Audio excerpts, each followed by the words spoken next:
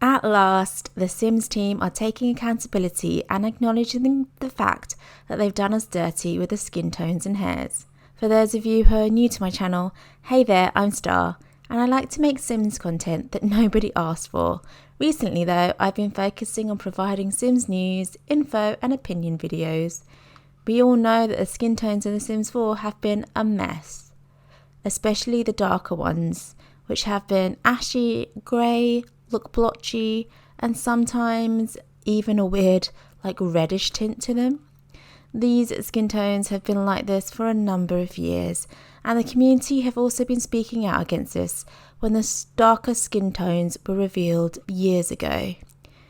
It's only just recently that Sims Guru Lyndsay, who is the most senior manager for The Sims, tweeted a video acknowledging the poor representation, being accountable for it, and also taking steps to implement changes and fix the issues. If you haven't seen the tweeted video, I'll put a link of it in the description and also show a clip of it here for you now. Hi Simmers! First of all, I hope you're healthy and I hope that you're safe. And I want to address a topic that is near and dear to The Sims. Inclusivity is at the core of the Sims franchise. From the beginning, we set out to let you build Sims that look like you or people that you know. And we understand that right now it doesn't feel like we're truly living up to that promise. We hear you, and we recognize we have not done enough to address the variety of skin tones and hairstyles that you expect to find in The Sims 4. While we have made additions and improvements and fixes in the past, there is much more for us to do. We are making it a priority to release more options this year, as well as to address the visual issues with current skin tones, specifically to improve the blotchy artifacts and ashy tones. We've iterated on these before, but we're doing a deep dive into our full pipeline to trace our assets through every step and compare the before and afters to assess any loss in quality. As we've demonstrated, The Sims is committed not only to inclusion, but to authentic and respectful inclusion, which means we don't do this work alone. We take a feedback from a number of places that inform the work and hold us accountable in our execution.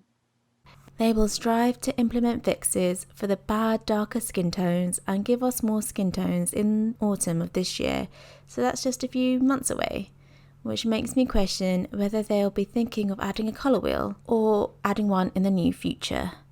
I think the main problem you'll get with swatches is that even if you add 30 or even 50 more skin swatches, you'll still not find one that is accurately representative. They've also added a colour wheel in the cats and dogs pack, so I'm assuming it won't be that much of a huge problem implementing that for human Sims.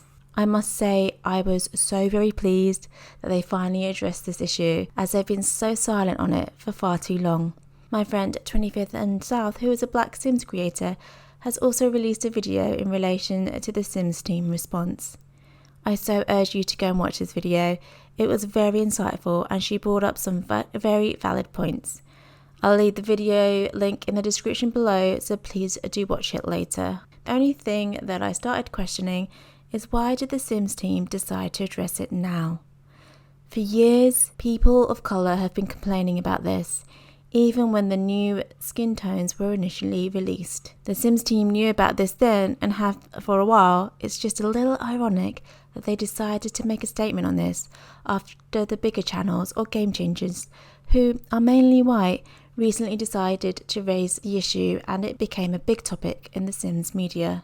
I'm not black, but I am a person of colour. Don't get me wrong, I'm not saying you shouldn't openly support POC issues or the Black Lives Matter movement if you're white. We need more people to spread awareness, and sometimes without the majority speaking out about said issues, things don't change. It's just how this society works. It's just a sad fact that they didn't address this earlier when black content creators were complaining about this for years. But please don't get me wrong, I am so thankful that they took accountability and made the statement. We needed to hear it, and now hopefully we can start creating Sims that represent us and have more diversity in our game. I have recently made a couple of controversial videos about the lack of representation in The Sims 4, one being called EA Makes You Pay More to Create a Black Sim, which did start this huge dialogue within the community, the majority of which did agree, while others not so much, and some did say I was reaching or doing it for views. I must say that being told I was doing it for views was the most hurtful. It just invalidated the issue at hand. It's similar to when a POC talks about misrepresentation to be told that they're doing it for attention or they're reaching. It was such a very difficult video to make. I was so close to not uploading it because of how controversial it was. Sometimes I think that if I was a game changer that had a huge following, would their opinion change?